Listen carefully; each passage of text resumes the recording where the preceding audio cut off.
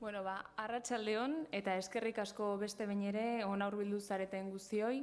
Muchas gracias por acudir hoy a esta doble cita, ya que contamos con nosotros con la presencia de dos catedráticos. Por un lado, Daniel Innerarity, autor del libro La política en tiempos de indignación, que nos presentará hoy, y por otro, Juanjo Álvarez, quien se encargará de introducir el mismo.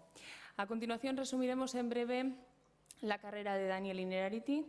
Es filósofo de formación, concretamente catedrático de Filosofía Social y Política, investigador de Ikerbasque, entidad ligada a la Universidad del País Vasco, y director del Instituto de Gobernanza Democrática llamado Globernance. También ha realizado labores de docencia en diferentes universidades, tanto europeas como americanas, entre las cuales destacamos la Sorbona de París, London School of Economics o la Maison des Sciences de l'Homme. Bien, tal vez ustedes hayan tenido la oportunidad de leer sus artículos en El País o en El Correo o en el Diario Vasco, ya que es colaborador habitual de estos periódicos. Y, por último, para finalizar la presentación, nos gustaría destacar algunas de las obras de Daniel Innerarity, como por ejemplo La transformación de la política, La sociedad invisible o El nuevo espacio público. Sin olvidarnos también, por supuesto, del reconocimiento en forma de premios, entre los cuales cuenta Eusko Ikaskuntza Laboral Kutxa Saria o el Premio Príncipe de Viana de la Cultura 2013. Y como he comentado anteriormente, nuestro otro invitado es Juan José Álvarez Rubio, a quien muchos de ustedes conocerán, ya que abrimos el ciclo de conferencias de Eragin con él. Fue la primera conferencia de este ciclo con motivo del cincuentenario de Eragin. Recordemos que Juan José Álvarez Rubio es también catedrático, en este caso catedrático de Derecho, y es miembro también del Instituto de Globernance junto con Daniel Innerarity. Sin más preámbulos, recordemos también que después de la conferencia podrán ustedes hacer las preguntas que consideren oportunas. Hitza zuena da. Juan José Álvarez, Daniel Innerarity, nahi duzuenean. Eskerrik asko, Maili. Eta eskerrik asko guztioi etortzeagatik, dana beteta dago eta pozgarria da benetan. Es un reto y a la vez una alegría, primero, ver que Eragin logra conciliar espíritus críticos orientados a mejorar la democracia, que yo creo que es el primer objetivo que, sin verbalizarlo expresamente, lo persigue Daniel desde hace muchos años, ¿no? Y para mí es la primera vez, llevamos muchos años juntos, Daniel, colaborando y trabajando como amigos, y presentar a un amigo que es Daniel, que es conocido de todos, no es una tarea sencilla. Primero porque puedes tender al halago fácil y eso no le iba a gustar y me iba a echar la bronca después. Segundo porque una correcta presentación, como un correcto obituario, no tiene que ser un homenaje de quien hace la presentación.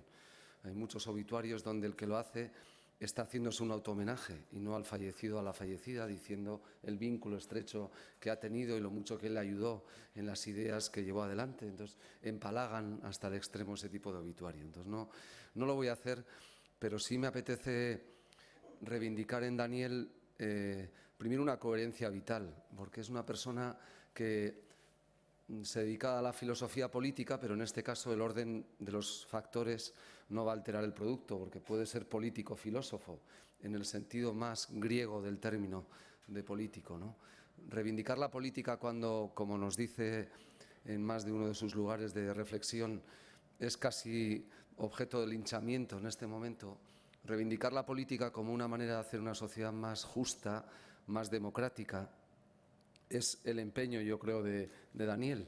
Y lo que yo compruebo en el caminar profesional con él es que en este país, que somos muy tribales y estamos muy identificados, Daniel tiene una ideología, como tenemos cualquiera de nosotros o nosotras que estamos aquí, pero yo creo que sienta cátedra en sus ideas, propone y se anticipa a los problemas políticos y aporta mucha más ideología que política, y la ideología es la argamasa para hacer luego un buen andamio y después hacer una buena casa, la casa común de la política, ¿no? Tiene además algo que me llama la atención, porque su vida es muy disciplinada, pero tiene elementos en tu personalidad, en su personalidad, muy llamativos, como es la improvisación inteligente o la ironía, algo que a mí las dos cosas me faltan. Soy demasiado vasco para tener una cosa y otra, y él lo es, pero un vasco no sabemos manejar la ironía, ¿no? Yo no lo sé hacer y no me sale desde ese punto de vista, y Daniel lo maneja. Y segundo, si yo quiero hacer un tipo de provocación, no me sale, o lo hago solo los momentos puntuales en que puedo estar enojado con algo, ¿no? Y la indignación, por cierto, la política en tiempos de indignación te lleva a ese tipo de planteamiento. Provocar inteligentemente es colocarte en el lugar del otro e intentar activar en él un sentimiento de reacción ante lo que escribes, ¿no? Y yo creo que eso es lo que hace también Daniel en muchas ocasiones. La política y la ciencia política promete demasiadas veces mucho más de lo que cumple, ¿no? No hay una ciencia de la toma de decisiones en política, y este título, el título de su último libro, La política en tiempos de indignación, yo creo que es lo menos bueno del libro, porque el libro es magnífico. El libro es un prontuario no de términos o de conceptos, de reflexiones, de puertas abiertas al debate en torno a lo que es la política en la sociedad actual. Y el título es interesante por coyuntural, pero hay mucho más que la política en tiempos de indignación en el libro, ¿no? Es una manera de comprender el sentido de la política por encima de las coyunturas tan complejas que nos dibuja la política actual, ¿no? Creo que ese es otro dato muy importante en su planteamiento, ¿no? Yo creo que en Daniel importa mucho más, y eso hoy día es muy difícil, las ideas que la ideología política que está detrás de esas ideas.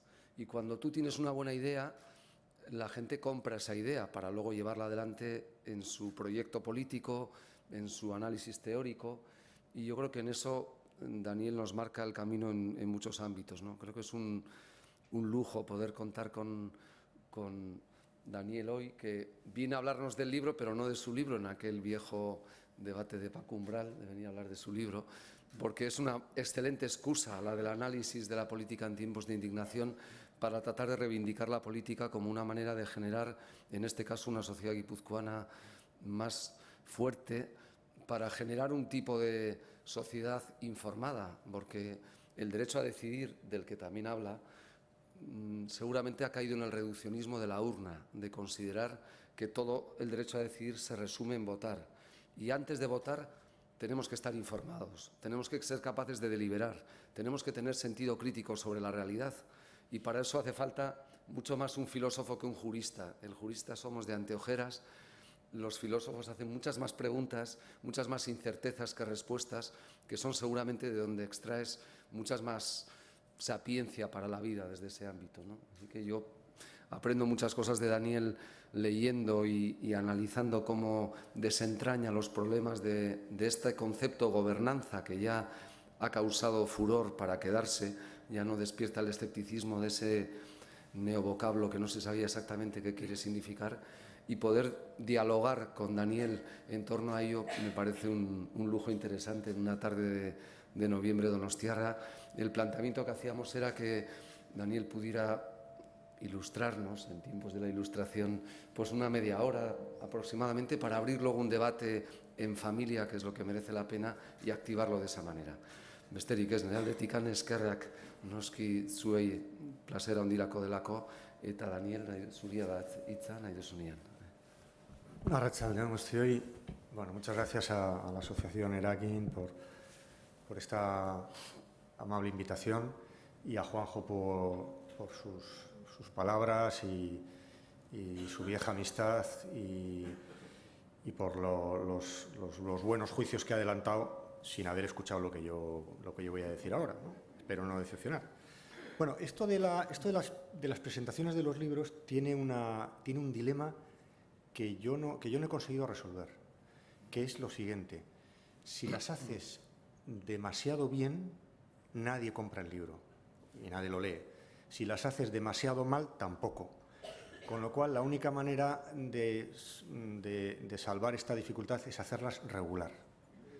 Y eso es lo que me gustaría a mí hacer ahora, ¿no? Una presentación regular de mi libro, suficiente para que os hagáis una idea de la perspectiva, los temas, el enfoque que me ha interesado hoy, pero al mismo tiempo sin desvelar alguna clave profunda que solamente se desvela con un cierto esfuerzo después de unas cuantas horas de lectura. A ver si lo consigo.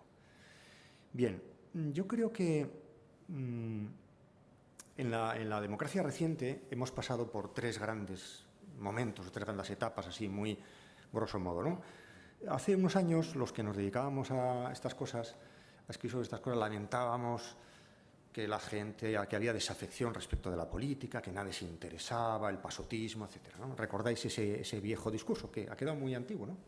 ¿Por qué? Porque en torno a los años duros de la crisis económica iniciales, que coinciden además con muchos escándalos de corrupción, que coinciden además con un agotamiento natural de unas instituciones y artificial en la medida en que esas instituciones no se habían acertado a renovar, en ese momento se produce, y la fecha mágica es el 15M, se produce una gran politización de la sociedad, ¿no? Ese es un segundo periodo que dura pues hasta ahora, más o menos. Y sostengo en el libro que estamos en un tercer periodo que no puede ser interpretado con las claves de la primera época ni de la segunda. Una época ahora en la que se trata de conseguir que esta energía cívica que se suscitó en el fenómeno que llamamos indignación dé lugar a transformaciones efectivas, positivas de nuestros sistemas políticos y sobre todo de nuestras democracias. Para esta tercera época son de escasa utilidad ciertas cosas que nos parecían interesantes en la segunda. Por ejemplo, buscar el culpable. A lo mejor ahora no se trata tanto de buscar el culpable, de que las cosas vayan mal, como de construir la responsabilidad colectiva, que es una operación más sutil, más difícil. No se trata de sumarse a una ola de un movimiento social, de indignación, en la que podemos estar más o menos todos de acuerdo, sino construir algo que efectivamente transforme la sociedad y además lo va a transformar pluralmente, porque la indignación es algo que interpretamos de manera muy diferente unos y otros, ¿no? Creo además que las épocas de indignación son épocas también de gran confusión. Y creo que en estos últimos años se ha producido una gran confusión política, lo cual no digo que sea malo, ¿no? Sino que hay una cierta desorientación. ¿Qué es más democrático? ¿Lo próximo o lo cercano? ¿Quiénes decidimos? ¿Nosotros o codecidimos con otros? ¿Y esos otros quiénes son? Una sociedad tiene que ser absolutamente transparente y ahí está la clave de la solución. Cuanto más participación, mejor. ¿Tiene la política algún remedio? Nuestro problema son nuestros dirigentes. Todas estas... es como si esta situación lo hubiera puesto todo perdido de lugares comunes. Hay demasiados lugares comunes. Bueno, y yo trato de desbrozar un poco estas ideas, ¿no? Yo hubiera querido titular el libro La política explicada a los idiotas. Porque idiota es una palabra que viene del griego, como sabéis, y el idiota era aquella persona que no se interesaba por lo común y que se dedicaba solo a sus cosas, ¿no? Y yo no sé qué asociación rara ha hecho que ahora mismo los que se dedican a lo privado, a lo propio, son más bien los listillos, y los que se dedican a lo público no nos parecen los más inteligentes de la clase. Aquí se ha producido un cierto desplazamiento de nuestras categorías. Y yo quería tomar la palabra idiota en el sentido radical, es decir, bueno, la política explicada a aquellas personas que o bien no les interesa la política y creen que pueden desentenderse de la política. Por cierto, la política no se desentenderá de ellos, o bien aquellos que quieren cargarse la política, que los hay mucha gente que tiene poder por su propia casa. ¿Y para qué quiere la política? No le interesa que la política sea fuerte, los poderes financieros, las presiones mediáticas, etc. Y ese es el tercer grupo que me interesaba más, aquella gente que tiene un gran interés en la política, pero dirige a la política exigencias contradictorias. Quiere lo uno y lo otro, y son cosas incompatibles. O se relaciona con lo político como un cliente enfurecido, como un consumidor de un producto que no hace él, ¿no? Este tipo de actitudes de gente que es idiota sin saberlo, idiota en el sentido griego, ¿no? Bueno, mi hijo pequeño me dijo que era absurdo titular un libro La política explicada a los idiotas, porque ¿quién iba a ir a una librería? Oiga, ¿me da un libro para idiotas? No lo iba a hacer nadie. Y este argumento me desarmó completamente. Y entonces mantuve este título porque me hacía una cierta gracia en el prólogo, pero puse este otro que decían los de la editorial que era mucho más comercial. Bueno, voy a explicar 5 puntos, cinco cosas así un poco genéricamente, porque yo creo que lo importante es también que dialoguemos, que preguntéis y que discutamos sobre estas cosas, ¿no? En primer lugar, ¿cuál es el problema de la política? ¿Que es demasiado fuerte o demasiado débil? En segundo lugar, nuestro problema es un problema de que tenemos malos dirigentes, es decir, de la clase política. En tercer lugar, ¿qué es esto de lo nuevo y lo viejo en la política? Ahora que se habla tanto de esto. En cuarto lugar, ¿algún día llegará a dejar de decepcionarnos la política? Y finalmente, ¿qué podemos esperar de ella, de la política? Bueno, si os parece, voy a tratar de dar una respuesta un poco somera, repito, un poco regular a estos cinco interrogantes, ¿no? En primer lugar, creo que estamos muchas veces desacertando a la hora de dar soluciones a nuestros problemas políticos porque nos equivocamos en el diagnóstico. Ya se sabe, un mal diagnóstico lleva a una mala solución.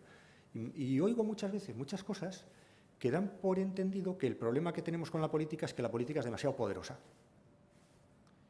Y entonces lo que hay que hacer, cuando uno tiene una realidad demasiado poderosa, es protegerse de ella, ¿no? Cuando Montesquieu quiere transformar una sociedad de poder absoluto en poder democrático, lo que hace es, se inventa la división de poderes. O Locke, que hace una teoría de la democracia, lo que se inventa es la protección de la privacidad y de la propiedad privada, ¿no? Frente a lo público, ¿no?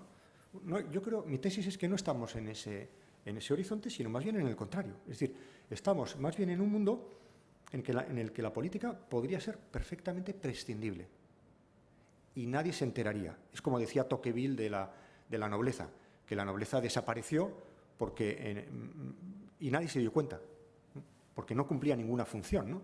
Podría ocurrir que la política desaparezca. Imaginemos que nos pasa como pasó en Bélgica y que va camino de pasar también en Cataluña, no lo sé, que durante bastante tiempo no hubo gobierno. Y lo malo es que las cosas funcionaron relativamente bien, ¿no? O sea, que la gente no se dio cuenta. Bueno, a mí esto me parece muy grave, ¿no? Y además creo que hay mucha gente, antes lo anticipaba un poco, hay mucha gente que a esto no le viene mal. Hay mucha gente a la que esto le va mal, que la política sea débil, y hay mucha gente a la que le va bien. ¿A quién le va bien? Al que ya tiene poder. El que ya tiene medios para hacer valer sus intereses o sus opiniones, ese no necesita que la política funcione bien.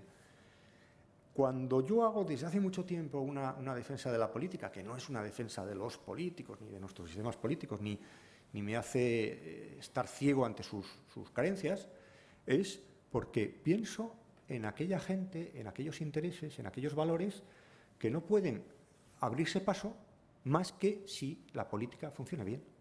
Y eso creo que es lo que debería interesar, ¿no? Segunda cosa, vamos a ver.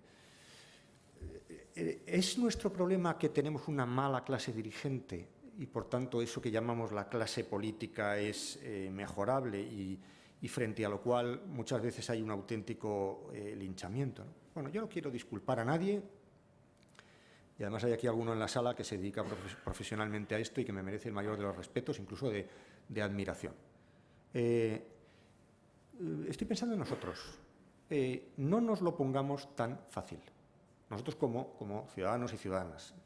Ojalá el problema fuera ese. Ojalá el problema fuera, vamos a quitar a estos y vamos a sustituirlos por estos otros, ¿no?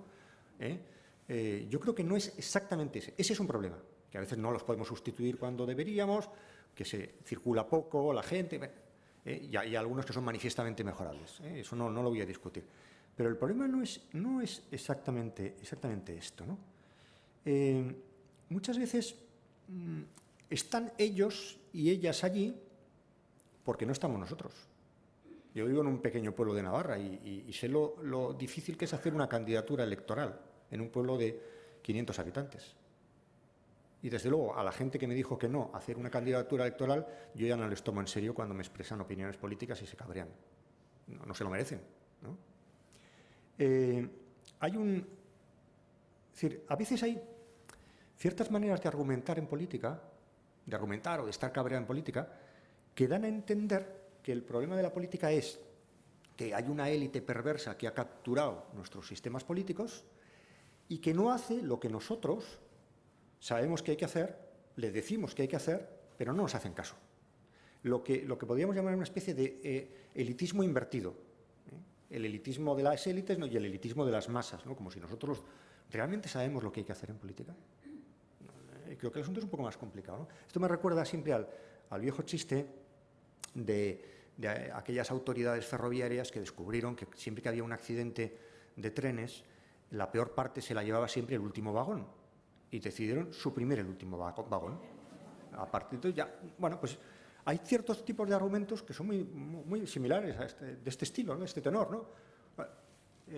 No nos representan. Yo entiendo lo que quiere decir y entiendo la crítica que hay detrás, pero en algunas expresiones y en algunas actitudes de esto lo que hay es quitemos el último vagón, ¿no? Bueno, alguien tiene que representar. La política tiene una estructura participativa, pero también representativa, ¿no?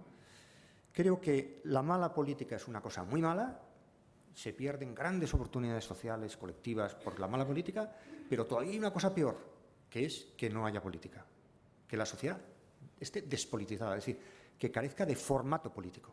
Y hay gente, repito, que estaría encantada de que el mundo estuviera sin formatear políticamente, ¿no? Bien, tercera idea, así en flash, un poco, ¿qué pasa con esto de lo viejo y lo nuevo en política? Bueno, ¿qué pasa que el gran argumento ahora mismo es ser joven, nuevo, no tener pasado, para tener un gran valor político? Ahora mismo en las elecciones americanas, en las primarias republicanas, los 3 candidatos que van en cabeza son 3 candidatos cuyo gran valor y de lo que más presumen es de no tener ni idea de política. Como, por ejemplo, De Gaulle se presentó a las elecciones diciendo que iba a librar a Francia de los políticos, como si él fuera no se sabe qué, ¿no? O Berlusconi, todo su discurso ha sido contra la clase política. Bueno, es decir, hay gente que, o sea, yo creo que ahora mismo se está produciendo una cosa que hay que interpretar bien, y es que lo nuevo se ha convertido en algo sobrevalorado en política. Lo nuevo es importante, o sea, es importante que en política haya renovación de gente, renovación de ideas, de generaciones, pero ¿no os da la impresión de que hemos exagerado un poco este punto? ¿No os da la impresión de que lo que está ocurriendo se podría explicar diciendo que la lógica de la moda ha invadido a la política y hay políticos, ideas, ofertas, sugerencias de novedad, de corta duración? Si uno repasa un poco lo que ha pasado en estos últimos años, uno se encuentra con un fenómeno muy curioso, que es la abreviación de los espacios de tiempo en los cuales algo que era nuevo se convierte en viejo. Digamos que en otras épocas de la historia y en otras sociedades menos agitadas que la nuestra, el tiempo en el que uno se convertía en viejo, pues era X. Bueno, hoy en día es X dividido por 10. Me decía una persona, en fin, me gustaría decir esto sin citar a nadie, ni hablar de partidos políticos ni nada, pero a lo mejor no me resulta posible para que se entienda, ¿no? Pero me decía una persona que en España, hace unos años, había los partidos que estaban preparando la pira en la que quemara el bipartidismo, al viejo bipartidismo, estaban ya con el fuego ya preparado, ¿no? Y de repente vieron cómo llegaron otros por detrás y les echaron al fuego. Me lo decía uno de estos partidos que ahora mismo casi están a punto de desaparecer, pero que en un momento parecieron que eran la gran solución de renovación. Bueno, no he dicho nombres y apellidos ni nada, ¿no? Para que no se entienda nada. Y en cambio, uno de los representantes más importantes de estos novísimos partidos, el otro día me dijo: el tiempo nos está tratando muy mal. Es decir, estamos envejeciendo, llegamos antes de ayer, dimos un pelotazo político y el tiempo nos está tratando fatal. Bueno, yo le dije una cosa, dije: mira, la gente que ya somos un poco talluditos, lo que tenemos que hacer para ligar, en el supuesto de que eso a uno ya le interese, o sobre todo tenga alguna oportunidad, es no apostar a la belleza, ¿no?, ni a la juventud. Tenemos que apostar, por ejemplo, pues, a ser interesante, ¿no? Y claro, vosotros habéis puesto todos los huevos en la cesta de ser jóvenes. Y eso, en el momento en que apuestas todo por eso, el tiempo empieza a correr en tu contra, ¿no? Entonces ya, bueno, pues evidentemente cada vez eres mayor y además cuando esto además se ha convertido en nuestro sistema político, se ha convertido en una agitación que va a tal velocidad que, muy bien, tú te aprovechas de ese carrusel, te pones como nuevo, pero que sepas que enseguida te vas a convertir en viejo. Juega a varios valores. Apuesta, aquí que está Javier Echevarría, el gran teórico de los plurivalores, de los valores múltiples. Javier lo hubiera dicho de otra manera, mejor, hubiera dicho eso. Hay una pluralidad de valores. Apuesta un poco a experiencia, un poco a renovación, pero también un poco a, no sé, otro tipo de valores políticos. No lo pongas todo en algo que se desgasta tan rápido, ¿no? Bien. Hablaba de la moda, ¿no? Y esto de la moda, claro, tiene que ver con... Pasa una cosa curiosa. La moda, sabéis cómo funciona la moda, ¿no? La moda parece que es un mecanismo de renovación, pero toda renovación funciona porque hay una reposición de lo viejo. Vuelve en los años 60, vuelve... No sé qué, si alguien ahora tiene un pantalón acampanado o una corbata, que no la tire, no cometa esa tontería, que la guarde, porque a lo mejor dentro de poco los profesores volvemos a usar corbata, ¿no? ¿Quién lo sabe? Y los pantalones acampanados, alguien me dijo que ya estaban al punto de caer, ¿no? De volver, ¿no? Bueno, pues a lo mejor estamos metiendo en el cajón de lo nuevo y de lo viejo ciertas cosas y a lo mejor lo viejo vuelve a ponerse de moda. O sea, es tal el frenesí de renovación y obsolescencia en el que estamos. Un poco de calma, un poco de tranquilidad, ¿no? Vamos a sentarnos a hablar con calma y a discutir de estas cosas. Y además hay otra paradoja final sobre este tema que me gustaría destacar, y es que eso de qué es lo viejo y lo nuevo no lo decide uno, lo deciden los historiadores. Es decir, cuando vengan los historiadores, bueno, primero los electores, pero luego los historiadores dirán, en los años 2000 hubo esta idea que fue renovadora y esta otra que no. Y estos que aparecieron como la gran innovación resultaron ser más viejos y más antiguos que los que habíamos declarado como ancianos, ¿no? Bueno, ojo con la clasificación de lo viejo y de lo nuevo, que corresponde más bien al mundo posterior, a los historiadores, ¿no? Esto es como aquel chiste, también otro chiste de filósofos y por tanto que no tiene mucha gracia, que es aquel grupo de seres humanos que estaban deliberando a ver si abandonaban la edad de piedra y pasaban a la edad de hierro, ¿no? Bueno, eso no se decide en una asamblea, ¿no? Eso los historiadores posteriores dicen hasta aquí duró la edad de piedra y hasta aquí. Bueno, pues cuando hagan la historia de nuestras sociedades dirán esto fue lo verdaderamente nuevo. No lo que se presentó como nuevo no era exactamente lo nuevo, sino esto otro, ¿no? Y en cambio aquello que parecía agotado dio más de sí porque fue capaz de renovarse, de reformularse de otra manera, ¿no? Bueno. Cuarta idea. ¿Dejaremos alguna vez de decepcionarnos de la política? Mi respuesta es no. La política, y ya lo digo desde la primera página del libro, la política es capacidad de convivir con la decepción. ¿En qué sentido? En un doble sentido. En primer lugar, la democracia es un sistema político en el cual lo que hay es crítica, negatividad, alternativa, impugnación, escándalo, desvelamiento, desocultación. Operaciones que a un marciano que llegara aquí y viviera esto diría, los habitantes de la Tierra están todo el día peleándose por palabras, y criticándose unos a otros, mientras que en Marte tenemos una dictadura que funciona muy bien, exacta, donde nadie lleva la contraria a nadie, ¿no? Bueno, ¿qué nos parece mejor? ¿La dictadura marciana o el caos democrático terrestre? Pues probablemente este segundo, ¿no? Pero la impresión que uno puede tener es que esto va muy mal, ¿no?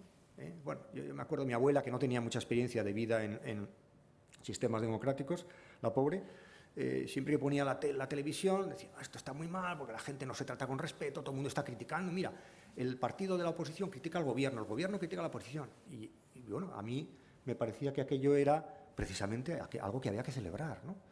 Bueno, pero la percepción a veces es esta. Pasa algo parecido con la corrupción, ¿no? La corrupción mala, la peor corrupción, ¿sabéis cuál es? La corrupción de la que no nos enteramos. Pero yo hago un ejercicio, os propongo un ejercicio que creo que es muy sano para el equilibrio psicológico. Siempre que salga un escándalo de corrupción en los medios de comunicación, alegraos. Porque eso significa que hay gente que trabaja, que hace bien su función. Y nosotros no nos parece eso tolerable, ¿no? Y si llevamos mucho tiempo sin que salga nada de esto, a lo mejor resulta que no lo estamos haciendo tan bien, ¿no? Bueno, es un consejo que no lo tomaréis muy en serio, ¿no? Bien, ¿por qué la política es decepcionante? Pues en una sociedad democrática, claro.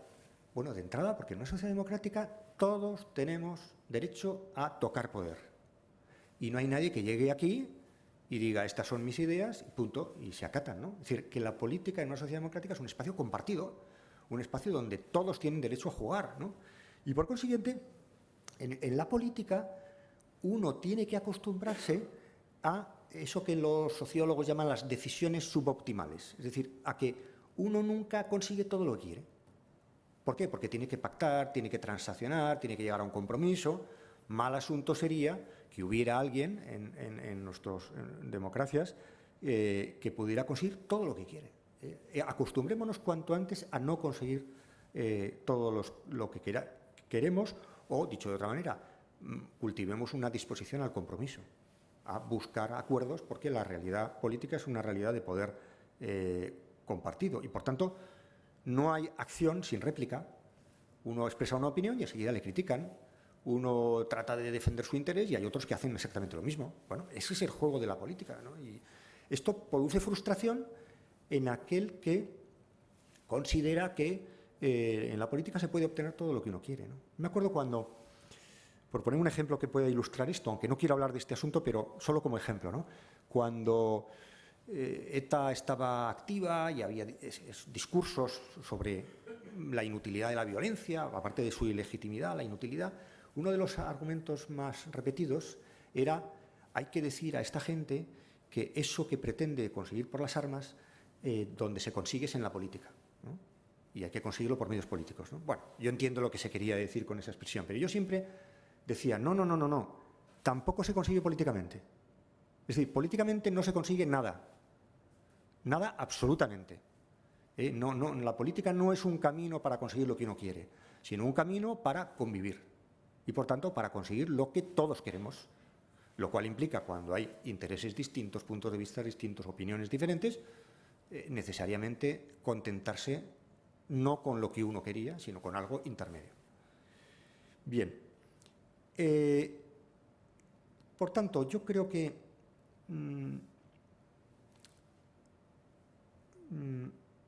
me parece que es bueno recordar este tipo de cosas, ¿no? En unos momentos en los cuales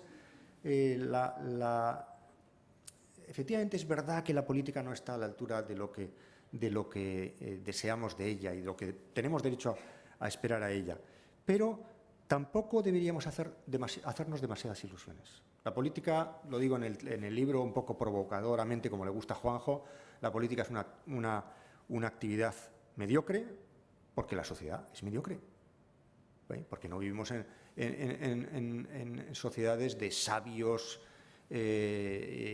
personas desinteresadas, ¿no? Vivimos en sociedades con intereses, en sociedades en las que muchas veces no sabemos muy bien lo que queremos, hay conflictos. Bueno, pues eso se traslada al sistema político. Es más, en el sistema político eso está todavía más agudizado. A veces se dice, qué bien nos entendemos en la sociedad. ¿Y cómo contrasta esto con los políticos que están todo el día a la gresca, ¿no? Bueno, es que en ellos, en la clase política, hemos delegado una cierta parte de esa conflictividad, para que nosotros no nos peleemos, se pelean ellos por nosotros, ¿no? Bien. Finalmente, la última idea que quería decir, vamos a ver, bueno, y entonces, ¿qué podemos esperar en una democracia? ¿Qué tenemos derecho a esperar, ¿no? Como aquella tercera pregunta de Kant, ¿no? ¿Qué tengo yo derecho a esperar después de lo que he dicho yo aquí, que a lo mejor puede parecer un poco decepcionante? Bueno, yo creo que deberíamos revisar las expectativas que tenemos hacia la política. A veces hemos sacralizado la política como si la política fuera un espacio o un procedimiento para salvar nuestras almas, para proporcionarnos la felicidad y ese tipo de cosas que más bien uno se lo tiene que conseguir por la vía de lo privado en el mejor de los casos, ¿no? Bueno, ¿no será que muchas veces la política efectivamente no está a la altura de lo que debe estar, pero a veces también nosotros hemos lanzado unas expectativas respecto de la política que la política no puede dar? Yo creo que hay un triángulo mágico, un triángulo de las Bermudas, que hay que saber equilibrar bien, que es lo que prometen los políticos, lo que demanda el público y lo que la política puede proporcionar. Estas tres cosas tienen que estar bien acompasadas y basta con que una de ellas sea excesiva o demasiado baja para que se produzca una disfunción, ¿no? Repito, ¿no? Lo que prometen los políticos, ojo con lo que prometen los políticos. La política tiene que prometer pocas cosas, ¿eh? Lo que tenemos nosotros derecho a esperar de la política, también esto tiene que ser algo equilibrado y matizado, y lo que la política en las actuales condiciones puede proporcionar, que también es una actividad bastante limitada. Y hay un capítulo extenso de mi libro en el que hablo de los límites de la política, límites cognitivos, límites de poder y límites de medios económicos, ¿no? ¿Cómo conseguimos un equilibrio entre todo esto? Bueno, pues yo diría que buena parte del descontento hacia la política se debe precisamente a que no se ha entendido, no se entiende bien lo que es. Todo el esfuerzo que hay detrás de mi libro es, aunque el título no me dejaran que fuera así, explicar la política. Es decir, tratar de hacer entender, antes de criticar, de qué va la política, cuál es su lógica. No para disculpar a nadie, sino precisamente para que podamos dirigir hacia la política unas exigencias ajustadas a su naturaleza. Y no esperemos una cosa que la política no puede proporcionar, ¿no? Desconfiemos de quien proporciona soluciones fáciles y simples a problemas que son complejos. Desconfiemos de quien va a la política, pues eso, a encontrar la felicidad, ¿no? En fin, es como ir a la política con estas pretensiones, es como esperar consuelo del propio banquero, ¿no? O tratar de hacer amigos en la política. La política no se va de eso, ¿no? O mezclar la familia con los negocios, ¿no? Todas estas cosas que hemos oído muchas veces, ¿no? Bueno, pues también tienen su reflejo en la política. A cada sitio se va a hacer una cosa y a la política se va a hacer un tipo de cosas, ¿no? Creo que la política, y termino con esto, la política, tenemos que entender bien la política, porque solo si la entendemos bien podremos juzgarla con toda la severidad que se merece. Y con eso no pretendo disculpar a nadie, ni a los representantes, ni a los representados, sino calibrar cuáles son las obligaciones de unos y de otros, de tal manera que podamos mejorar nuestros sistemas políticos. Eskerrik asko zuen arretagatik.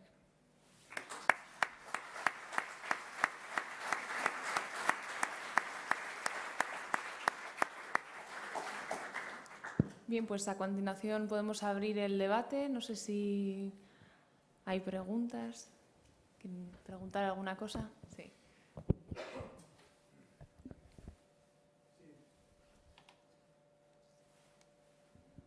Yo creo que Juanjo ha hecho muy bien la presentación cuando ha hablado del sentido de la ironía y que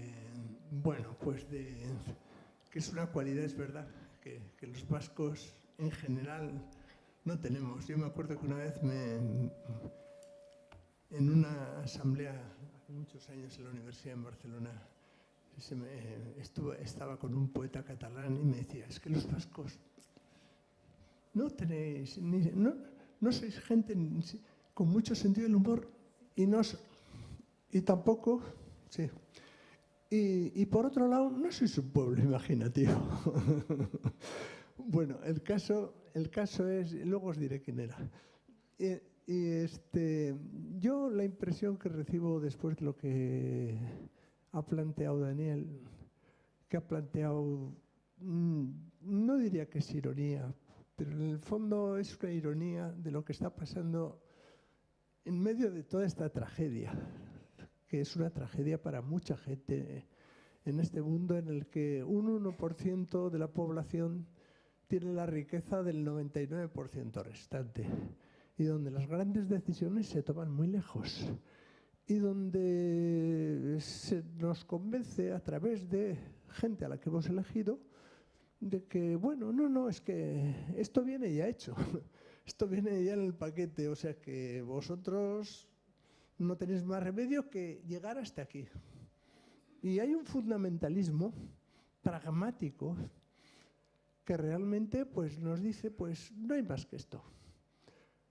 Entonces, claro, yo reconozco que es muy fácil ser idiota en este mundo, ¿no?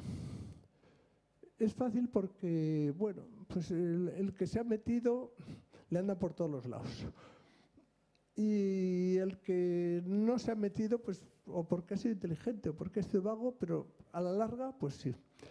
Pero bueno, en el fondo hay un tema que yo creo que para hablar de política y para hablar de todo, y bueno, tú tienes muchos pisos debajo que no has contado, claro, hasta las raíces. Y yo creo que una de las raíces, se lo dije un día que le pillé a Juanjo, le conocí y le conté un poco, es el tema de lo que realmente somos, nuestra propia identidad. ¿Qué es lo que somos?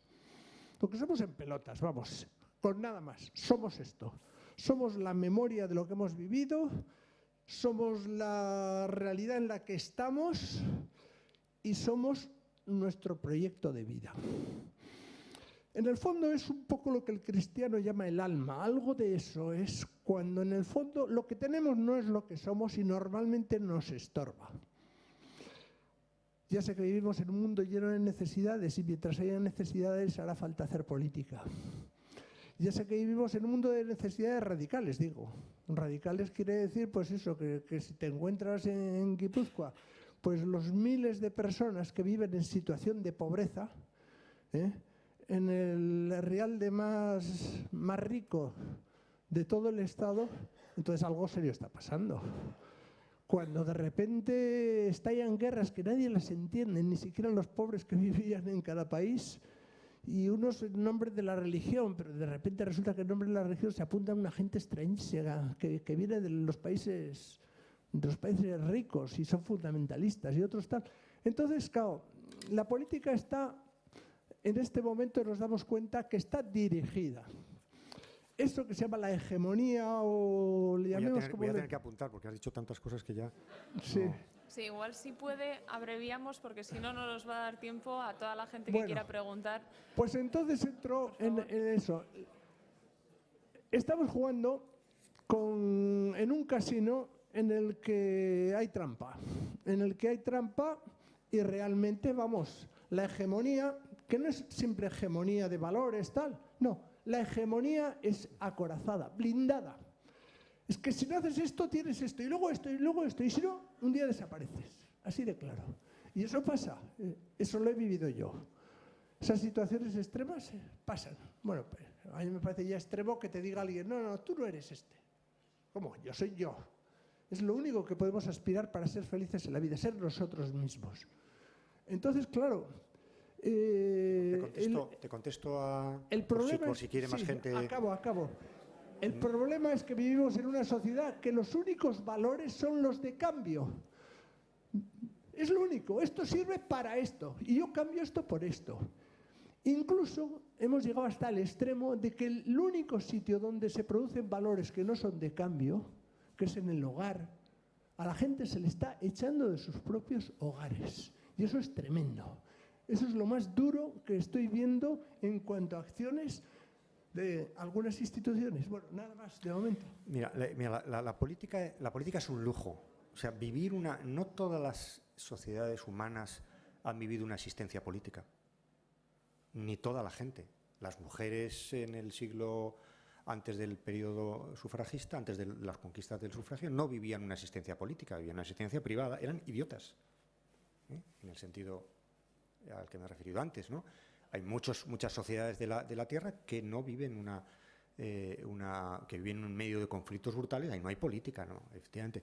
Pero esas situaciones solo se resuelven politizándolas. Es decir, ¿por qué se consigue el sufragio femenino? Porque alguien dijo, un conjunto de gente dijo, hay otra alternativa, hay otra manera de hacer las cosas. Y la política es siempre alternativa. La política es siempre, hay varias maneras de hacer las cosas. Generalmente la gente mandona suele tender a decir que las cosas no se pueden hacer de otra manera. No, esto se ha hecho siempre así. O esto ya lo decido yo. O la objetividad de las cosas impone, vamos, no hay nada que discutir, ¿no? Yo creo que hay que desconfiar de dos tipos de personas. Las personas que consideran que no hay otra manera de hacer las cosas, aquel famoso eslogan de Thatcher y de Reagan de esa época, ¿no? There is no alternative, no hay alternativa, no existe alternativa, esto es lo que hay, y por tanto la economía es esta objetividad indiscutible. Por cierto, una de las cosas que no sé si hemos aprendido de la crisis económica es que los campeones de la objetividad han fracasado. Y probablemente esa ciencia económica que prometía unas cosas, que minimizaba los riesgos de catástrofes, etcétera, se ha demostrado como algo que no es verdadero, ¿no? Y por eso en estos momentos creo que la realidad les ha desmentido, ¿no? Y el segundo tipo de personas de las que hay que desconfiar es la gente para la cual todo es posible. Tan malo es decir, no hay otra posibilidad, como la gente que dice todo es posible. Pues no es verdad, no todo es posible. No todo es posible en una sociedad en la que convivimos gente con ideas distintas y con intereses y opiniones muy variados. No es posible en un mundo en el cual las decisiones que yo tomo, tú decías antes, no, es que esto se decide en otra parte. Bueno, y a lo mejor no está del todo mal. Es decir, en el sentido de que hay una parte de decisiones que tenemos que compartir con otros. Estamos en Europa, estamos en el mundo, y por tanto hay que pensar eso de la decisión política de una manera un poco más sofisticada, ¿no? Teniendo en cuenta los intereses de otros, ¿no? Bueno, y estamos en un espacio muy condicionado. La política se ejerce en un espacio condicionado, no es el espacio vacío donde se puede hacer cualquier cosa, ¿no? Pero que haya condicionantes no significa que no hay márgenes de acción. Es mentira. Y en el libro le dedico unas páginas a seguir distinguiendo la derecha y la izquierda en contextos en los cuales parece que esa distinción se ha desdibujado. Se ha vuelto menos enfática. Ya no es Estado contra mercado, como eran los años de la Guerra Fría, pero hay distinción y no de matices poco importantes, ¿no?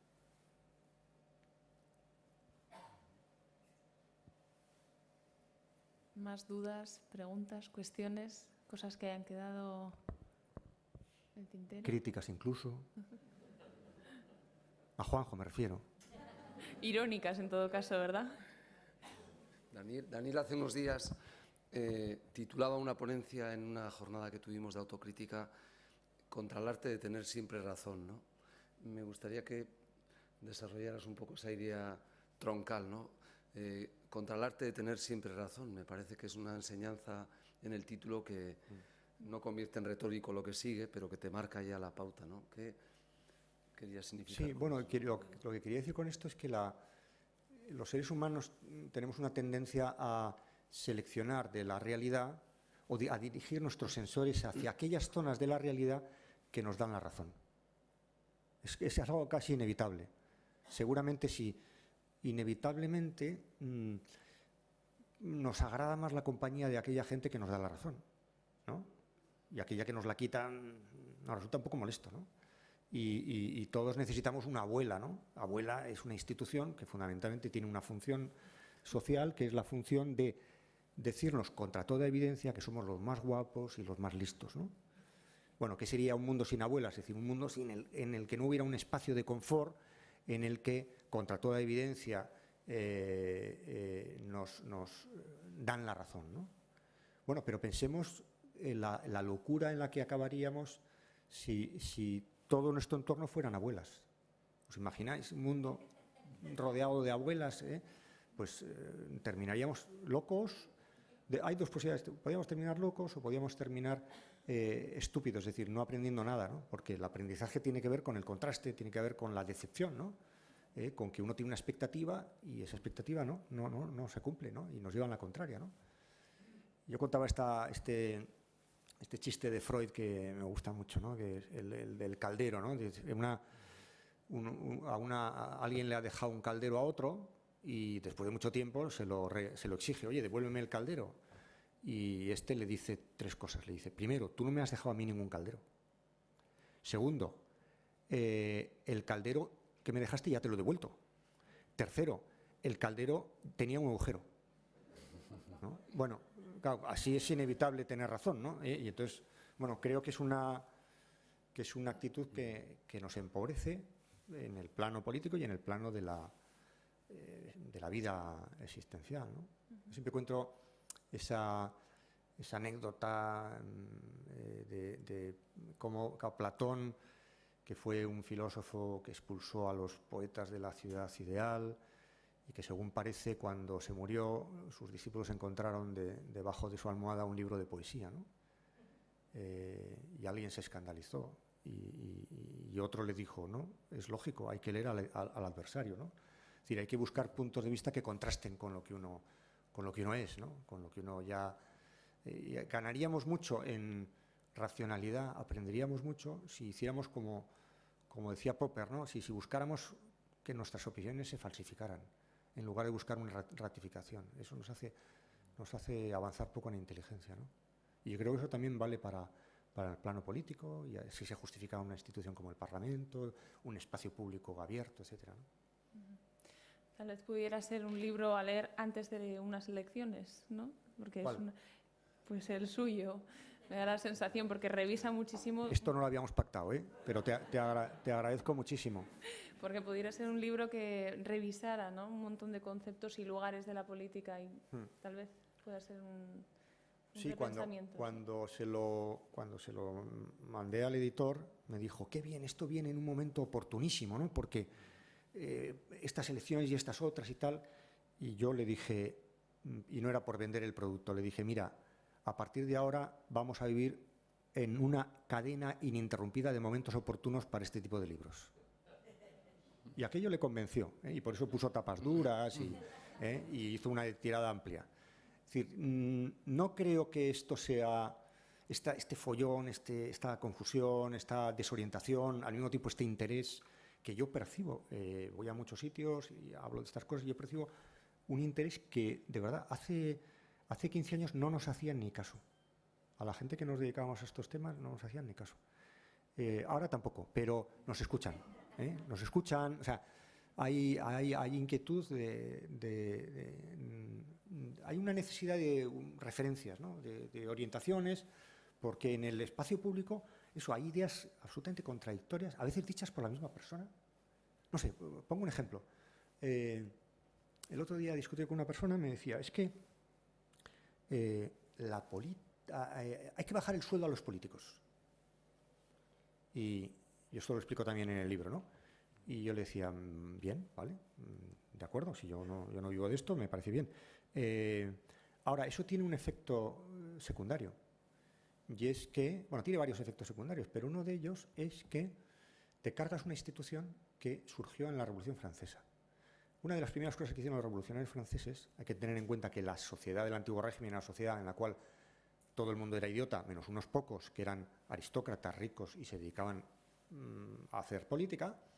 La Revolución Francesa introduce el principio de que la política la hacemos todos. Y lo primero que descubren es también los pobres. ¿Y cómo conseguimos que los pobres hagan política?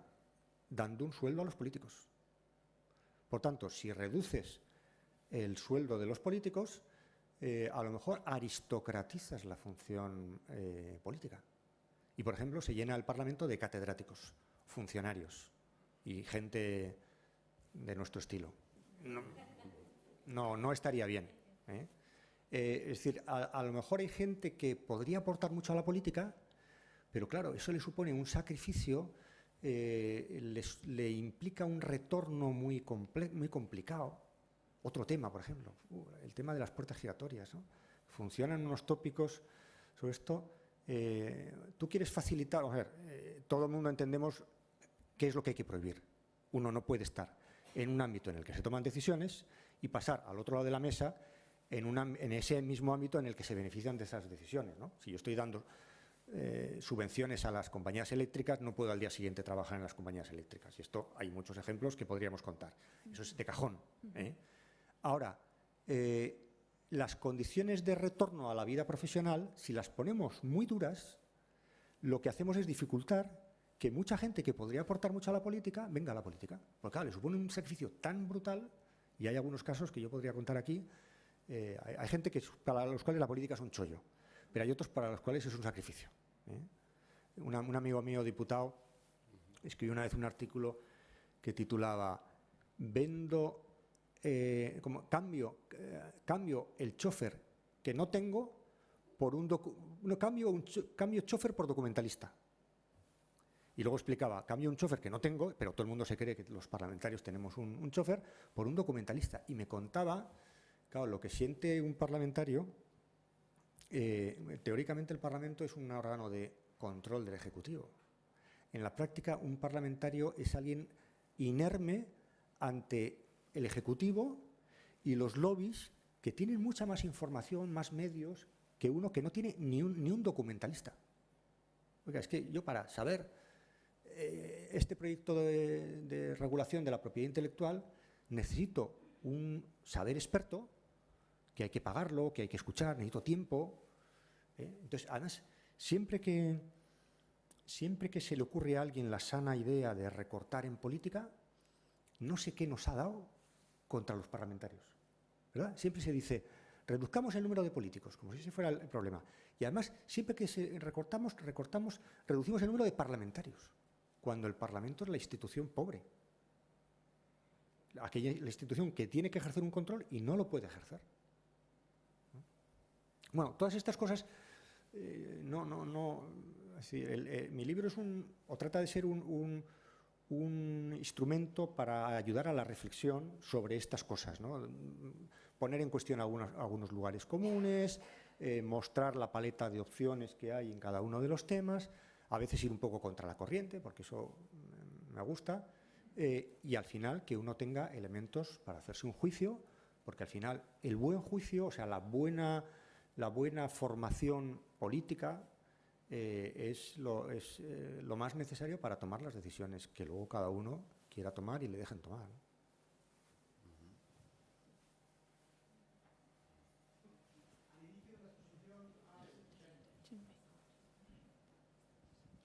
Al inicio de la exposición has hecho una breve mención un tanto irónica sobre el desgobierno de Cataluña y al final has marcado un triángulo con 3 vértices. ¿Qué ofrece la política?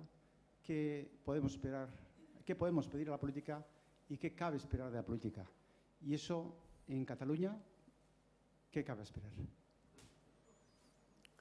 Yo creía que me iba a librar de esto, querido Amatiño, pero es el tema, ¿no? Hace unos años no se libraba uno de una pregunta similar, pero por estos pagos, ¿no? Y ahora me temo que no vamos a hablar de otra cosa que de eso.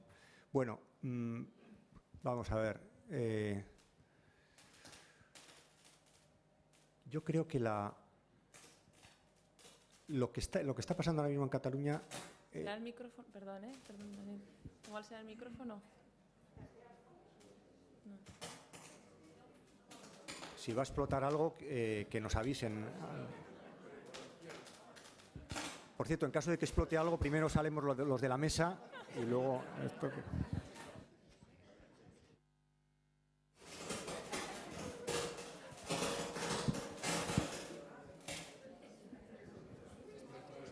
A ver, sí. Ya está. Ya está. Ya está. Arreglado el problema. Bueno. Parece que no evacuamos la sala. Vamos a ver. Yo creo que, sin pontificar mucho de esto, pero en fin, tengo muchos amigos catalanes de muchos pelajes políticos distintos y yo he llegado a la siguiente conclusión, que compartiréis o no, que es, en Cataluña no hay manera de que gane uno claramente. Por otro lado, ¿por qué contentarse con una victoria sobre el adversario cuando hay cosas mejores? ¿Hay cosas mejores que ganar al adversario? Sí. Ponerse de acuerdo con él. Eso es mejor, suele ser mejor, suele implicar menos rupturas, hombre, alguna renuncia y sobre todo uno no sabe si el que va a perder es uno o el otro, ¿eh? Y por tanto más vale prevenirse, ¿no? Por tanto, yo creo que la solución, no hay otra solución que un compromiso. Compromiso significa una renuncia de una parte y una otra renuncia de otra parte. Y un espacio de resolución que no esté predeterminado. Es decir, esto es una manera un poco abstracta de decir una cosa que se entiende muy fácil. Lo que yo no puedo es apelar a unas reglas del juego que casualmente, entre comillas, dan la razón a uno. Eso no es un procedimiento democrático. Hay que buscar un procedimiento democrático que abra un horizonte de indeterminación. Sigue siendo muy abstracto, ¿no? No. Y luego, yo viví el año en Inglaterra, en Londres, el año del referéndum en Escocia. Y aprendí unas cuantas cosas. Y una de las que más interesantes fue la siguiente, las paradojas de todo esto, ¿no? Que es, como sabéis, Salmond quería un referéndum con 3 respuestas. Sí, no y una cosa intermedia. ¿Por qué? Porque pensaba que con la cosa intermedia se iba a forrar. O sea, el 80% iba a querer lo intermedio. Cameron, que es muy listo, pero se pasó de listo y puso en grave riesgo la unidad del Reino Unido, que debe ser una cosa que le preocupa, dijo no, o sí o no, o te quedas y si te quedas te aguantas, o te vas y si te vas pues te vas, ¿no? Dramatizó la elección. Al final, ¿qué pasó? Que estuvo a punto de ganar el sí y ganó el no gracias a la intervención de Gordon Brown y gracias a que el gobierno prometió a los escoceses que si votaban que no, habría una situación mejor que en el fondo coincidía con lo que originariamente quería Salmond. Es decir, ganó Salmond. De hecho, ganó Salmond. Ganó la solución intermedia. Lo que tienen hoy en Escocia es, en un proceso, porque lo tienen que hacer en un plazo de años, es una situación muy similar a la que Salmond quería, que era una independencia que no ponía en cuestión la corona, la libra, la pertenencia a Europa, el compartir los recursos petrolíferos del norte, el control de fronteras y alguna otra cosa más. Es decir, pues una cosa que en el fondo es donde yo creo que se desenvuelve la vida política, que es una zona gris. Yo creo que la vida política y la vida en general está siempre en tonos grises y ambiguos. Ahora mismo eso de la ambigüedad está muy mal visto y la gente quiere cosas nítidas, o dentro o fuera. O si te vas con todas las consecuencias. Si te quedas con las normas que yo digo, ¿no? Este es un poco el lenguaje militar un poco que tenemos, ¿no? Pero la vida no es así. Nadie está en los sitios así. Estamos continuamente en unas zonas grises renegociando las condiciones del estar, ¿no? Y esto aplicado al caso de Cataluña, ¿qué implica? Bueno, pues que yo creo que habría que conseguir una fórmula en la cual se sintiera reconocido y a gusto una cantidad de la población mayor que el 60% e incluso el 70%. ¿Por qué hemos renunciado a eso? ¿No? ¿Por qué? Creo que eso no es imposible. Lo que ocurre, no escondo la dificultad del asunto, lo que ocurre es que en estas últimas elecciones han perdido fuerza política aquellos agentes que hubieran podido hacer esto y han ganado mucho aquellos agentes que o bien no saben o no quieren o no pueden hacerlo. Y así estamos, ¿no? En cualquier caso, yo creo que, por lo que yo intuyo y hablo con amigos míos catalanes, en fin, aquí Rafa Jiménez sabrá más de esto que yo, que vive allá a la mitad de la semana, pero lo que yo percibo es que de aquí a diciembre va a haber un barrizal, no vamos a salir de esto, y a partir de diciembre debería haber un reconocimiento de 2 cosas. Una, no hay una mayoría suficiente para un proceso de independencia. 2, es tan grande el número de gente que quiere la independencia que no basta con una apelación al marco legal constitucional tal y como lo tenemos. Y a partir de enero pues se abrirá un cierto juego en esto, ¿no? Daniel, ¿existe el derecho a decidir y el derecho a decidir sobre qué? ahí estamos entrando en ese terreno en el cual, si contesto bien a tu pregunta, ya la gente no va a comprar el libro, o los que lo han comprado no lo van a leer. Entonces… Retiro la pregunta. Entonces. No retiro la pregunta, pero te la voy a contestar regular, ¿no? Regular, siempre regular. Vamos a ver. Yo creo que el principio elemental de una democracia es el autogobierno, que uno se gobierna a sí mismo. Uno se gobierna a sí mismo. A partir de ahí empezamos a hablar, ¿no? Eso no lo discute nadie, ¿eh? El asunto no es si uno tiene derecho a decidir. Bueno, yo creo que yo lo que soy es firme partidario del derecho a codecidir, ¿eh? Me parece que tenemos un derecho irrenunciable a codecidir. ¿En qué sentido? En el sentido de que uno decide en determinados contextos. No podemos cortar como si fueran containers o tubos de laboratorio los espacios sociales, porque continuamente nos estamos influyendo unos a otros. Vamos a ver, para mí fue muy ilustrativo, también en el libro lo comento, en torno a la crisis, el momento de apogeo de la crisis griega. Varoufakis, recién nombrado ministro de Economía de Grecia, fue a Berlín y, bueno, tuvo una entrevista con Merkel y Schäuble, y al acabar él y Schäuble dieron una rueda de prensa. En esa rueda de prensa Varoufakis dijo: yo hay ciertas cosas que no puedo aceptar porque porque tengo un compromiso con mi propio electorado. Y Schäuble le dijo: qué casualidad, yo también tengo un compromiso con mi propio electorado. Yo ahí creo que se visualizaba muy bien cómo el atasco europeo. El atasco europeo tiene que ver con que el horizonte de decisión es nacional, más o menos, y el horizonte en el que deben ser resueltos los problemas graves que tenemos es transnacional. Por tanto, el derecho a decidir, entendido como un derecho de un ámbito cerrado, se ve trascendido por arriba porque hay decisiones que nosotros tomamos que afectan gravemente a otros. A mí existe el semestre europeo, es decir, esa institución en virtud de la cual todo presupuesto de todo Estado miembro tiene que pasar por una comisión específica de la Comisión Europea. ¿Te parece mal eso? A mí me parece muy bien. Me parece muy bien. Ese elemento de heterodecisión, es decir, que haya otros que influyen. ¿Por qué? Porque, en fin, no da lo mismo que yo no recaude bien impuestos o que tenga un cuerpo de funcionarios desorbitado, cuando al mismo tiempo estoy requiriendo una ayuda pública. Pero también en el sentido inverso. Esto es muy complicado. También en el sentido inverso, ¿no? También yo puedo decir a Angela Merkel, si yo la tuviera aquí delante, le diría unas cuantas cosas, ¿no? También le puedo decir: oye, tú nos puedes a nosotros imponer ciertas medidas de austeridad, pero oye, aumenta la demanda interna. ¿Qué es esto de los mini-jobs? ¿Qué es estos salarios de risa que hay en Alemania?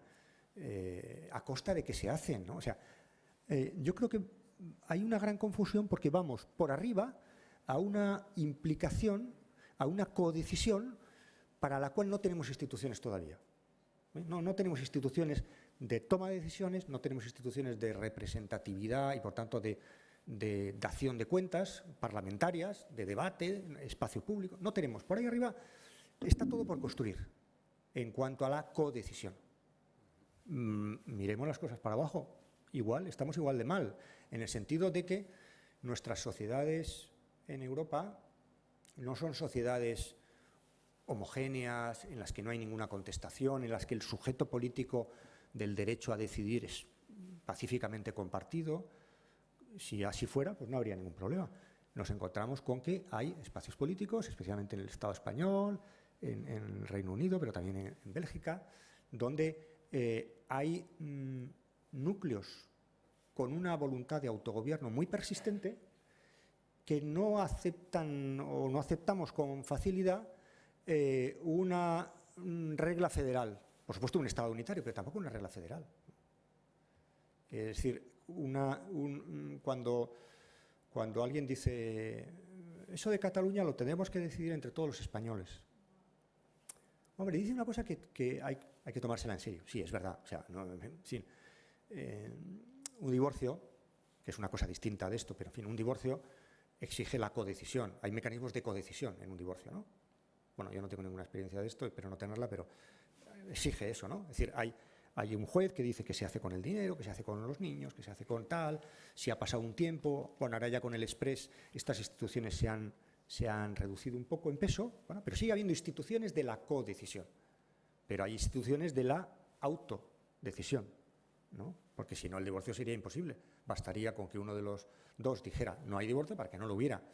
Bueno, ¿cómo equilibramos esto? Pues yo creo que es la otra complicación que tenemos, ¿no? Entonces, lo he hecho regular, lo he hecho bien, lo he hecho mal. Hay que comprar el libro para... No sé. Y la analogía o las diferencias entre el caso vasco y el caso catalán, ¿cómo? Yo he deducido de tu abstracción que el maximalismo en Cataluña no lo compartes, perdonad por la voz. ¿Hay una oportunidad vasca de hacer de otra manera las cosas o no, Daniel? ¿Cómo resolver Bueno, eso? de eso no hablo nada en el libro, porque mi libro es un libro escrito en estos últimos 12 años, desde que empecé hasta ahora, 12 años, de los cuales he vivido 9 entre Francia, Inglaterra e Italia. Y además expresamente he intentado evitar toda referencia a España y a políticos españoles. Cito a Berlusconi y a Cameron con mucha más comodidad que a Aznar o a Zapatero, ¿no? Pero yo lo resisto todo menos la tentación. Entonces, si me provocas, Juanjo, te diré mi opinión, ¿no? Vamos a ver, yo creo que hay diferencias muy importantes que hacen que aquello sea casi intratable, como dicen los ingleses, intratable, y esto tenga una más fácil gestión, lo cual no significa que sea más fácil. ¿A qué se debe? Bueno, primero, hay una diferencia constitucional. Nosotros tenemos en la Constitución, vascongados y navarros, vasconavarros o como le queramos llamar, tenemos en la Constitución un elemento de confederalidad, que son la apelación a los derechos históricos y la institución del concierto y el convenio en Navarra. Es un elemento de confederalidad. Por eso yo, cuando los socialistas me hablan de Estado federal, digo siempre, no, eso sería retroceder. No, yo no quiero un Estado federal, me gustaría seguir siendo confederal, ¿eh? Bueno, por tanto, nosotros tenemos un apoyo en el marco constitucional. Le guste a uno más o menos el marco constitucional, un apoyo que permite ciertas cosas. Esto los catalanes no lo tienen. Recordaréis cuando se hicieron las reformas de los estatutos, de unos cuantos estatutos, en Valencia se introdujo en el estatuto, corrígeme si no es así, una cosa que se llamaba la cláusula Camps. Camps, ¿os acordáis? Decía, ¿qué tiempos aquellos, no? Decía, Cataluña tiene derecho a todo aquello que cualquier comunidad autónoma consiga. Valencia, ¿no? Es decir, eso supone una emulación y una idea de que cuanto más mejor, que no responde de hecho a la situación actual. Ahora hay muchas comunidades autónomas que si pudieran devolverían la mitad, ¿no? Porque eso de tener, en fin, ahora con toda la polémica que va a haber, preparados, va a haber una polémica con el concierto y con el convenio, ¿no?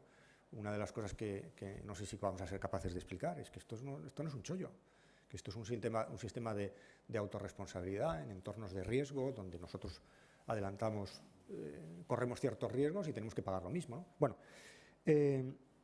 entonces, por un lado eso, ¿no? Hay un tema de enganche constitucional o de posibilidades constitucionales o no. Hay, por otro lado, otro tema que tiene que ver con el tamaño. Es decir, dicho de una manera así un poco simple, yo creo que el País Vasco puede ser, no sin tensiones y sin conflictos, puede ser una excepción y puede jugar el juego de la excepción. Nosotros podemos ser una excepción, Cataluña no. Yo en esta frase lo resumiría. Cataluña es demasiado grande, tiene una ciudad demasiado parecida a Madrid, de fortaleza, tienen una lengua muy poderosa, es la otra España, y no puede jugar a ser una excepción, tiene muchas dificultades de jugar a ser excepción.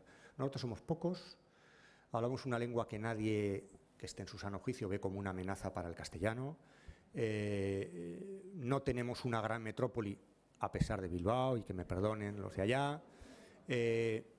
Todo esto hace que, desde el punto de vista de sistemas políticos y de juego político, que nosotros tengamos un espacio de juego, de oportunidades, de riesgos, que es muy, muy diferente, ¿no? Hoy me han entrevistado de Berría a propósito de esta presentación y me decían que mañana lo podéis leer, ¿no?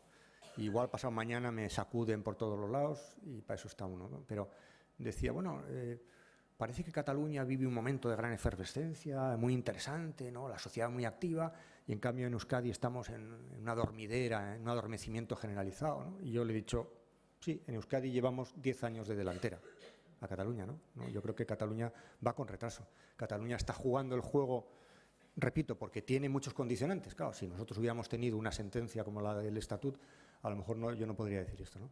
Tiene muchos condicionantes, pero Cataluña está jugando al juego de la imposición en uno o en otro lado, y nosotros todavía sin una salida, en fin, con el horizonte abierto. Ya veremos esto cómo sale, a lo mejor sale muy mal y dentro de 2 años las de Eragin, las chicas de Eragin me invitan y digo totalmente lo contrario, ¿no? Nosotros todavía estamos intentando el pacto amplio, ¿no? Y transversal, o como le queráis llamar, ya veremos cómo sale, ¿no? No obstante, apuntabas que aunque nosotros seamos, por así decirlo, los raros, la excepción, en la mesa que se forme a partir del 20 de diciembre en Cataluña también se va a tener que negociar algo, un escenario que está abierto, pero que no sé si podría ir tirando por el autogobierno económico, presupuestario, cosas de las terceras vías de las cuales se han hablado. Sí, tendrá que ser algo de ese estilo. El problema es que si uno ha seguido lo que ha ido pasando en Cataluña, han ido pasando varios trenes con oportunidades, ¿no? Llegaba a Barcelona un tren, o a Madrid un tren con mercancía de Barcelona que ofrecía una posibilidad. No. Al cabo de un tiempo llegaba otro tren más pequeño, con menos posibilidades, tampoco. Al cabo de otro tiempo y entonces el horizonte se ha ido estrechando. Y hace poco me lo decía un político catalán, que tampoco diré su nombre. Decía, hace muy pocos años, pero muy pocos años, si aquí nos hubieran presentado una propuesta de financiación, hubiéramos dicho que sí, y esto se hubiera resuelto. Al mismo tiempo, otra persona, que tampoco diré su nombre, ahora en el gobierno del Partido Popular, me decía, si hubiéramos sabido lo que iba a traer consigo la sentencia sobre el Estatut, no hubiéramos presentado aquella demanda. Esto es lo que ha pasado, ¿no? Es decir, que ha habido una serie de torpezas que han ido haciendo que el asunto se estreche, las posibilidades de solución se estrechen, y en un momento determinado, que no sabría identificar exactamente cuándo, pero se ha producido un cambio que es letal, un sociólogo americano hablaba de conflictos que se pueden resolver dividiendo o traduciendo a dinero, y conflictos que son irresolubles. Conflicto de dinero, bueno, hay un conflicto de distribución, bueno, pues la mitad para ti y la mitad para mí. No, bueno, 60, bueno, 60 y 40, vale, nos entendemos. Hay una base, algo que se puede dividir. Conflictos que no se pueden dividir. El conflicto de Salomón, ¿no? Con el hijo, ¿de quién es el hijo? ¿No? Yo lo divido, la mitad para ti y la mitad para mí. No se puede dividir. Entonces, en un momento determinado, en la historia reciente de Cataluña, un tema que podría haberse resuelto en términos de, bueno, pues oye, económicos, y sobre lo económico es muy fácil ponerse de acuerdo, se ha convertido en un problema, ha mutado hacia un problema de una naturaleza completamente distinta y se ha convertido en un conflicto político en el sentido más radical de la palabra, es decir, de reconocimiento de un sujeto que se siente herido, humillado, subordinado y que reclama un protagonismo político y no tanto un reparto de recursos, ¿no? Yeah. No sé cuándo se ha producido, no sabría explicarlo con detalle, yo no soy historiador, pero percibo este cambio. Y gente que a mí me decía en Cataluña, antes, no, esto con una buena financiación, la financiación se resuelve y tal, a partir de un determinado momento me dijeron, esto ya es que no estamos dispuestos a aceptar una financiación. Entonces, a partir de ahora, ¿qué podría suceder? Bueno, ahora mismo la solución es muy difícil porque es una solución que debería incluir un sistema de financiación justo, sea lo que sea eso, pero también debería incluir otras cosas en el mismo paquete que yo entiendo que un Estado como el Estado español tiene más dificultad de dar, que son un reconocimiento de la Cataluña como nación, en la fórmula que se pueda vislumbrar, un blindaje de ciertas competencias, especialmente las competencias en materia lingüística, y un procedimiento de salida, eventual, no para ser utilizado necesariamente, pero una ley de consulta que permita que si en un momento determinado, bajo unas ciertas condiciones, tal. Bueno, los tiempos no vienen por aquí. Yo vivo en la única comunidad de España que tiene el derecho a decidir consagrado constitucionalmente, que es Navarra, que pues somos estupendos, ¿verdad, Javier? Y tenemos el derecho a decidir. Es decir, podemos decidir si venimos aquí y anexionamos la Navarra marítima y nos hacemos con Fuenterrabía o no. De momento. Podemos decidir, tenemos ese derecho, ¿no? Nos lo reconocen expresamente. Y parece, según parece, todo indica que eso se lo van a cepillar dentro de poco. Bueno, pues en fin. Yo quería hacer una pregunta al hilo de que tú has dado, Sí. una palabra muy interesante, una idea muy interesante que es lo confederal. Efectivamente, está ahí implícito en los derechos históricos vascos y en esa solución que parece que demanda en parte el problema catalán. Yo también me planteo un problema técnico que tú también de alguna forma estás sugiriendo en la resistencia que esas soluciones están encontrando y que de las cuales esas resistencias has hecho mención. ¿Cómo se articula en una sociedad actual lo confederal con la igualdad ciudadana? Y no me refiero solamente al caso español. Ese es el gran tema. Ese es el punto, la caja negra, el punto que hay que discutir. Sí. Eso tiene varias respuestas en lo jurídico, en lo político, en lo económico, en lo cultural. Tiene varias respuestas, pero es el gran asunto. Es decir, si nosotros, yo creo que para cierta gente joven, bueno, nosotros somos todos jóvenes, pero digo todavía más jóvenes que nosotros en España, yo percibo una cosa, y es que esto de los... ¿Por qué un partido como el de Rivera está teniendo tanto éxito? Entre otras cosas, está teniendo éxito en un cierto tipo de gente al cual esto de los derechos históricos, la foralidad, les suena a chino. O sea, es que no saben, no tienen ni idea. No saben lo que es, no saben absolutamente nada de lo que es. Parece un privilegio, una cosa del antiguo régimen. Esto es gente que ha estudiado en escuela de negocios, en la universidad, y que lo que quiere son mercados abiertos, que son más bien de derechas, pero liberales, no son de derechas conservadores, porque no son Herrero de Miñón. O sea, gente como Herrero de Miñón no existe. Si alguien ya no existe, eso es una especie única, como los ángeles que decían los teólogos medievales, ¿no? Agota la especie. No hay gente joven como Herrero de Miñón, punto. Entonces, o conseguimos explicar que eso de la confederalidad y los derechos históricos engancha con formas modernas de autoorganización en las sociedades más avanzadas, o esto se pierde.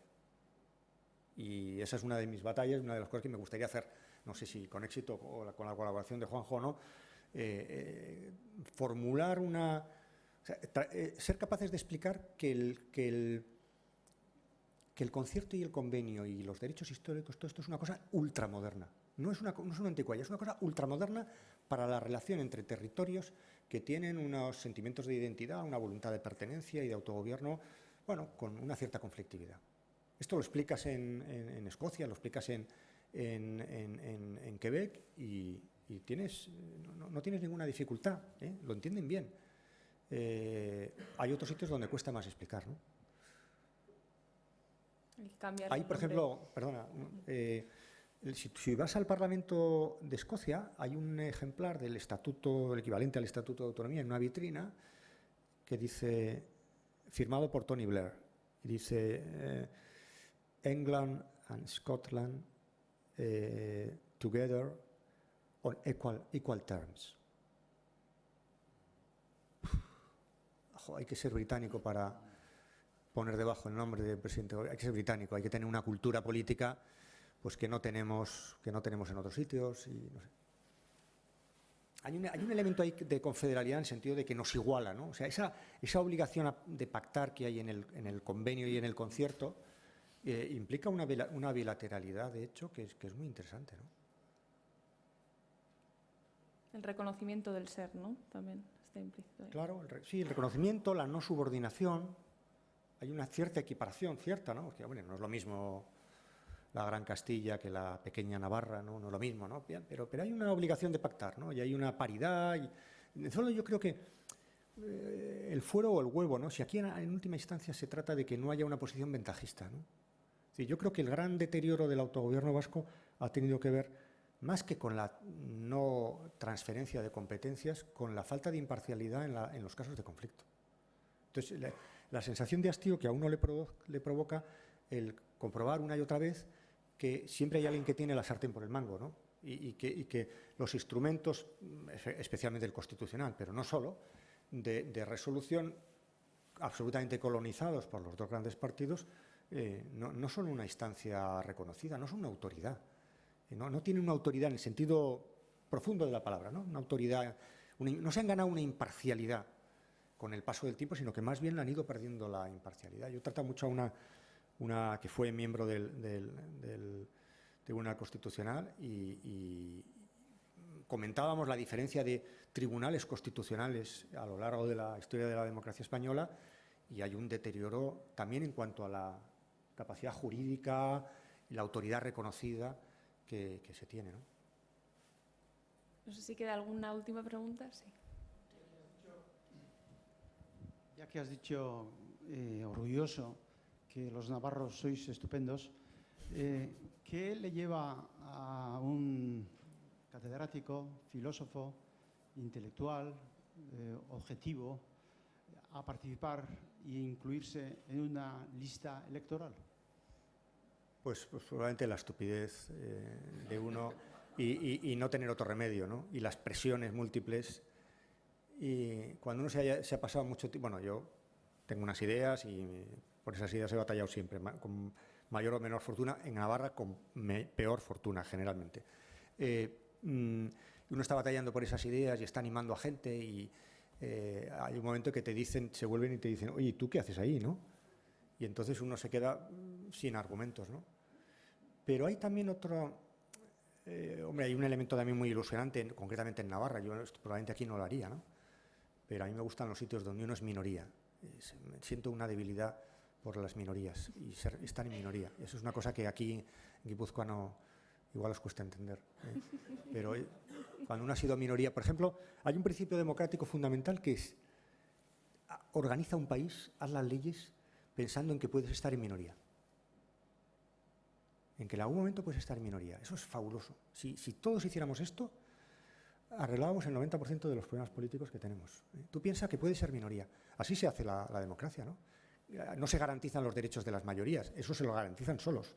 Lo que hay que garantizar es los derechos de las minorías. Yo estoy acostumbrado a vivir en un sitio donde los que piensan como yo pierden siempre las elecciones, son una minoría que hay que proteger, tal. Bueno, pues ahí he crecido y ya he desarrollado una conducta adaptativa para vivir en esos contextos. Y en un momento determinado en el que parece que eso se puede invertir, no en el sentido de arrollar, pero en fin, por lo menos cambiar una mayoría, pues yo no podía decir que no. Y por otro lado, aunque yo me dedico a la filosofía política, nunca he pensado que la objetividad y la honestidad o la autoridad que uno pueda tener, desarrollar en este mundo, tiene que ver con la neutralidad.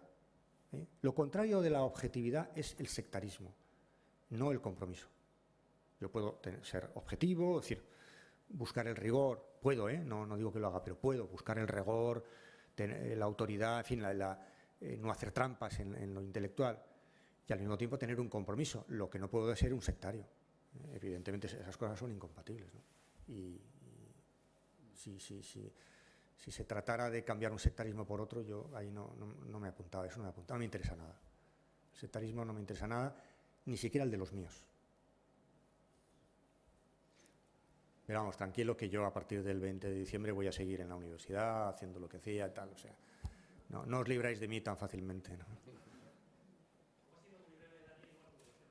Puedes cantar un poco. No, cantar no. Sobre Cataluña hablaríamos mucho y seguro que hablaremos alguna vez. Calificar como torpeza política lo que ocurrió con el Estatut, Sí. no sé, no sería el término que yo utilizaría, pero bueno. Y precisamente creo que es a partir de ahí, cuando decías, no soy historiador, entonces no sé situar históricamente, ¿cuándo empieza? ¿Te he entendido algo así? Yo creo que uno de los puntos clave, desde luego, es ese. En mi entorno catalán, personalmente os puedo comentar que, desde luego, es un punto clave. Mucha gente que estaba alrededor del federalismo y tal va poco a poco diciendo esto es una humillación y se va desplazando hacia el... Esta es mi experiencia personal, no tiene un valor estadístico, claro, hablo de bastante gente. Pero no era esto lo que quería decir. Lo que ha sido la exposición, el grueso de tu exposición, muy interesante, me ha parecido, como siempre, abriendo puertas, que diría un amigo común. Me ha parecido, la impresión mía ha sido como que faltaba un actor. O sea, has ido poniendo en escena, has hablado de los ciudadanos, has hablado de los políticos, lógicamente, pero a mí me faltaba alguien, ¿no? Y creo que es alguien muy determinante. Dentro de 3 semanas tenemos la cumbre de París, climática.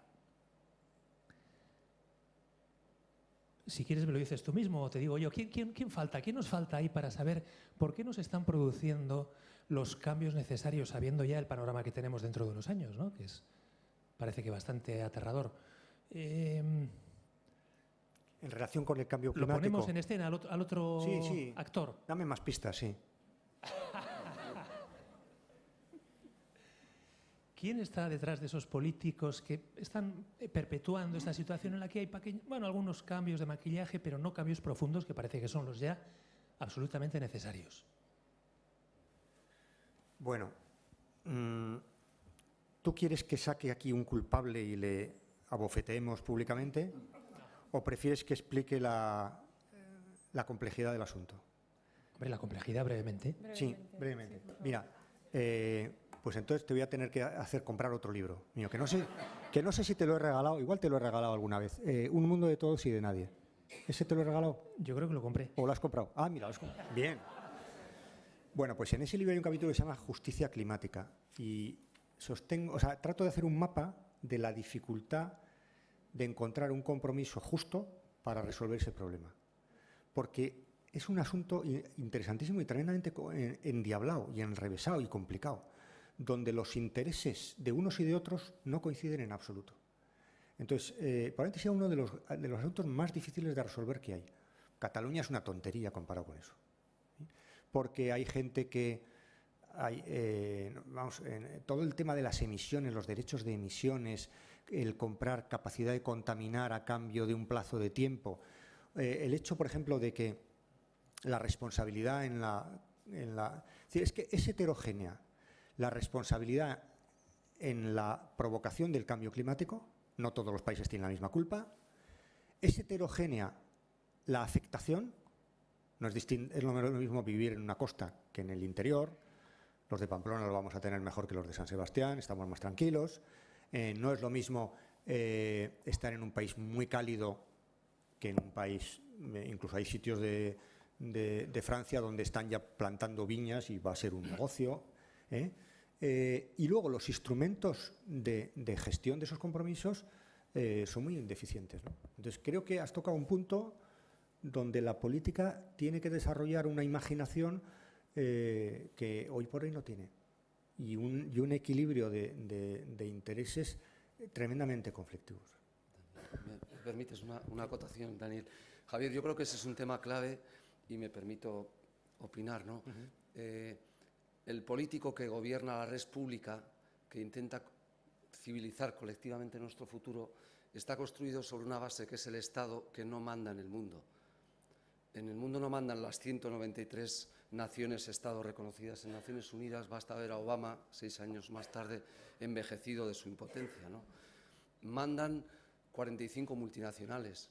El derecho internacional público ya no es un derecho de Estados, es un derecho internacional privado de corporaciones. Y ahí está. Y la nueva diplomacia ya no es el militarismo unipolar de la era Bush, es la era de los tratados de libre comercio que te meten el caballo de Troya de la desaparición del proteccionismo a través de las corporaciones. Detrás de la cumbre climática el problema es ese. Eso me refería, Juanjo. Exacto. Pues es que al final, cuando tú hablas en el libro, porque lo hablas, de la debilidad de la política, del poco poder que tiene la política frente a lo que creemos los ciudadanos, esa es la manifestación más evidente. Y eso requiere una rebelión cívica, que exige creer en la política, pero exige darse cuenta que el mundo ya no se gobierna desde el derecho internacional público de los estados, de las fronteras de Naciones Unidas. Tiene otro tipo de dimensión, clarísimamente, ¿no? Cómo poner el cascabel a esa dimensión no lo permite hacer una política obsoleta, no innovada, que no innova, que no tiene presente esa cuestión. Es imposible la gobernanza mundial con esquemas decimonónicos del 19 en la creación del Estado-Nación. Y en esto, cuanto más tardemos en darnos cuenta de eso, más cumbres climáticas van a pasar y vamos a dejar un peor futuro a nuestras futuras generaciones, ¿no? Ahí hay que reinventar no solo una política, sino una nueva gobernanza para un nuevo tipo de actores que son los que mandan, definitivamente. Creo que funciona por ahí, ¿no, Javier? No sé, Dani. Bueno, Javier Muguruza hurrengoan ere, ona gonbidatu beharko dugu. Bueno, pues lo siento mucho, pero tenemos que acabar aquí. Se acaba. Recordemos que la próxima cita es el 14 de diciembre. Vendrá como conferenciante Conchi de la Rúa, bióloga especialista en antropología física. Eskerrik asko, guztioi.